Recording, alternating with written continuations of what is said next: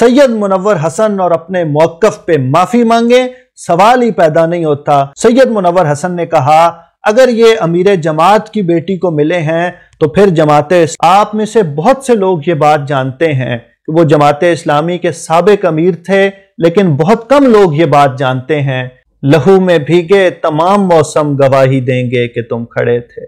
وفاق کے رستے کا ہر مسافر گواہی دے گا کہ تم کھڑے تھے، اور جب اندھیرے کی کوکھ میں سے نکلنے والے یہ کہہ رہے تھے کہ کوئی جگنو نہیں بچا ہے تو تم کھڑے تھے۔ اِنَّ صَلَاتِي وَنُسُكِي وَمَحْيَايَ وَمَمَاتِي لِلَّهِ رَبِّ الْعَالَمِينَ، بس یہی تعلق باللہ ہے کہ میرا جینا اس کے لیے، میرا مرنا اس کے لیے، میری نماز اس کے لیے، میری قربانی اس کے لیے، میرا وجود اس کے لیے، میرا تحرک اس کے لیے، میرا جوش و جذبہ اس کے لیے۔ ایک بھرپور انقلابی تحریکی اور نظریاتی زندگی گزارنے کے بعد وہ 80 سالہ نوجوان ہم سے جدا ہوا،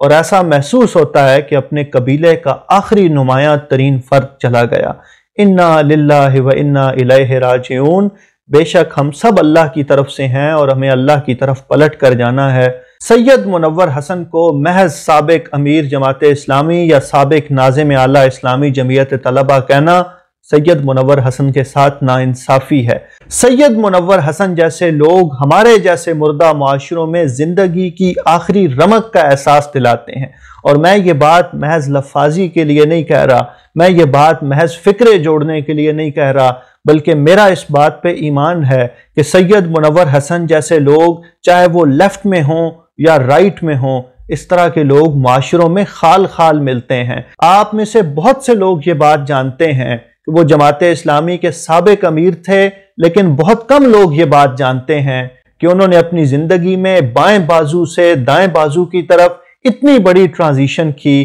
کہ معاشرے میں اس طرح کی ٹرانزیشن والے بہت خال خال لوگ ملتے ہیں۔ اور اگر میں سچ کہوں تو یہ ٹرانزیشن کرنا، اتنا بڑا نظریاتی سوئچ کرنا ہر آدمی کے بس کی بات نہیں ہوتی۔ یہ کچھ نظریاتی ہوتے ہیں، کچھ انقلابی ہوتے ہیں، کچھ سر پھرے ہوتے ہیں کہ وہ جو فیصلہ کر لیتے ہیں، جس نظریے کو تسلیم کر لیتے ہیں، جس خیال کو قبول کر لیتے ہیں، پھر اس کے ساتھ کھڑے ہو جاتے ہیں۔ یہ سید منور حسن کی اتنی بڑی خوبی تھی کہ اگر آپ اس سکیل پہ کمپیئر کرنا شروع کریں تو پاکستان کے سیاسی منظرنامے میں، ہمارے مذہبی منظرنامے میں آپ کو سید منور حسن کے مقابلے میں صرف سید منور حسن ملے گا۔ شاید ہمارے پاس کوئی دوسرا ایسا فرد نہیں ہے جس نے اپنی زندگی میں اتنی بڑی نظریاتی ٹرانزیشن کی ہو، اور نہ صرف ٹرانزیشن کی ہو بلکہ جہاں پہلے تھے وہاں بھی نمایاں لوگوں میں سے تھے، وہاں بھی لیڈ کر رہے تھے، اور جب بائیں بازو کو چھوڑ کے دائیں بازو کی طرف آئے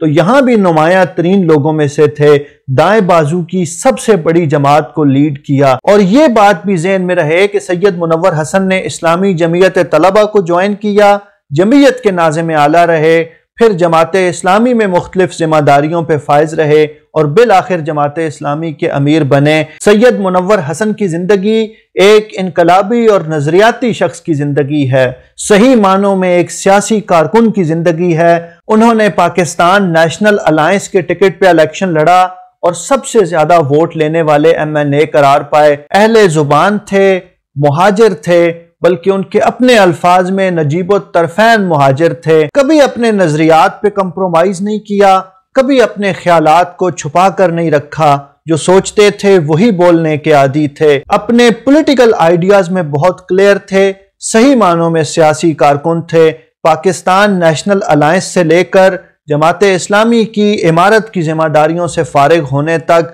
صف اول کے کارکن رہے، ہمیشہ فرنٹ سے لیڈ کیا۔ پرویز مشرف صاحب کے دور میں ان کے اکثر بیانات اخبارات کی شہ سرخی بنتے تھے۔ چونکہ اہل زبان تھے، فکرہ چست کرنے میں بڑی مہارت رکھتے تھے، بہت بڑی بات کو 4 لفظوں میں سمو دیتے تھے، ان کی گفتگو میں روانی تھی، تسلسل تھا، کبھی ایسا نہیں ہوا کہ ان کی گفتگو کا کوئی فکرہ سکپ کیا جا سکے۔ بہت بار ایسا ہوا کہ میں ان کی گفتگو کو محض سیاسی پوائنٹ آف ویو جاننے کی بجائے صرف لطف لینے کے لیے، اردو ادب کا لطف لینے کے لیے سنتا تھا۔ اگر آپ ان کی تقاریر سنیں تو آپ اس بات سے اتفاق کریں گے کہ پاکستان کے سیاسی اور مذہبی منظرنامے پر منور حسن جیسا خطیب اور منور حسن جیسا شعلہ بیاں مقرر کوئی دوسرا نہیں اور شاید کوئی دوسرا نہیں آئے گا۔ سید منور حسن صاحب کو قریب سے جاننے والے لوگ یہ بات جانتے ہیں، وہ سراپا دل تھے،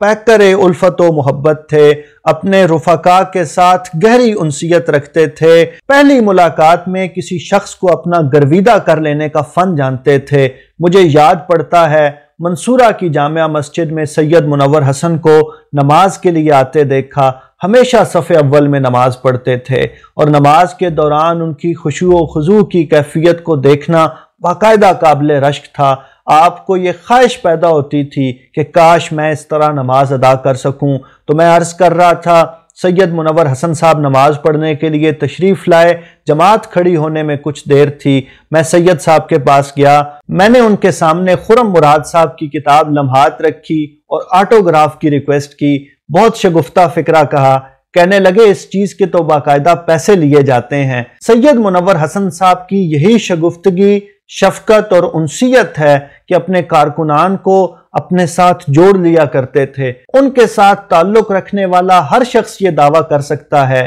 کہ جتنا قریبی تعلق اس کا سید منور حسن صاحب کے ساتھ تھا، کسی دوسرے شخص کے ساتھ نہیں ہے۔ میں عرض کر رہا تھا کہ ہمارے معاشرے سید منور حسن جیسے لوگوں سے خالی ہوتے جا رہے ہیں، لیکن سچی بات یہ ہے کہ وہ جس قبیلے کو ریپریزنٹ کرتے ہیں، اس قبیلے میں بھی اس کلاس کے لوگ آپ کو خال خال ملیں گے۔ کسی نے بتایا سید منور حسن صاحب کی بیٹی کی شادی ہوئی، بہت سے لوگوں نے گفٹ دیے، بہت سے لوگوں نے تحفے تحائف دیے۔ شام کو سید منور حسن نے اپنی بیٹی سے پوچھا کہ یہ تحفے تحائف آپ کو آپ کی ذاتی حیثیت میں ملے ہیں، سید منور حسن کی بیٹی کی حیثیت میں ملے ہیں، یا امیر جماعت اسلامی پاکستان کی بیٹی کی حیثیت سے ملے ہیں؟ بیٹی نے کہا یہ تو امیر جماعت کی بیٹی کو ملے ہیں۔ سید منور حسن نے کہا اگر یہ امیر جماعت کی بیٹی کو ملے ہیں تو پھر جماعت اسلامی کے کارکنان کا اور جماعت اسلامی کے بیت المال کا یہ حق ہے کہ یہ تحائف اس میں جمع کرا دیے جائیں۔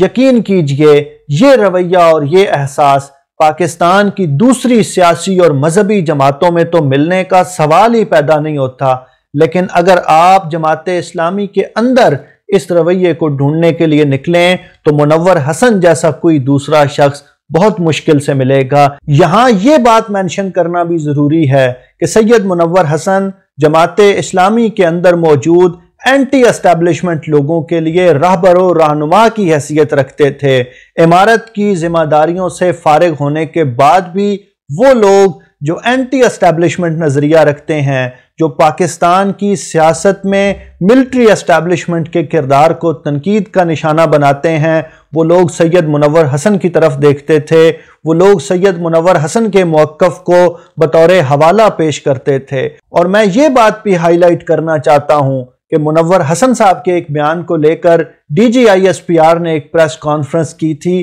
جس میں یہ مطالبہ کیا گیا تھا کہ سید منور حسن معافی مانگیں۔ سید منور حسن اور اپنے موقف پہ معافی مانگیں، سوال ہی پیدا نہیں ہوتا، بلکہ امیر جماعت کی حیثیت سے سید منور حسن اور جماعت اسلامی کی شورا نے وزارت دفاع کو ایک خط لکھا، آئی ایس پی آر کی پریس کانفرنس کی مذمت کی اور فوج سے یہ کہا کہ آپ سیاسی مداخلت سے باز رہیں۔ پاکستان کی سیاسی تاریخ میں کسی دوسرے سیاسی رہنما کو یہ جرت نہیں ہوئی کہ وہ فوج کے معافی مانگنے کے مطالبے پہ اس طرح کا جوابی رد عمل دے سکے۔ لہٰذا بغیر کسی اگر مگر کے یہ بات کہی جا سکتی ہے کہ جب اندھیروں کی کوکھ میں سے نکلنے والے یہ کہہ رہے تھے کہ کوئی سورج نہیں بچا ہے تو تم کھڑے تھے۔ اللہ رب العزت سے دعا ہے کہ سید منور حسن صاحب کو اپنی رحمتوں کی چادر میں ڈھانپ لے، ان کے درجات بلند فرمائے، جنت الفردوس میں اعلیٰ مقام عطا فرمائے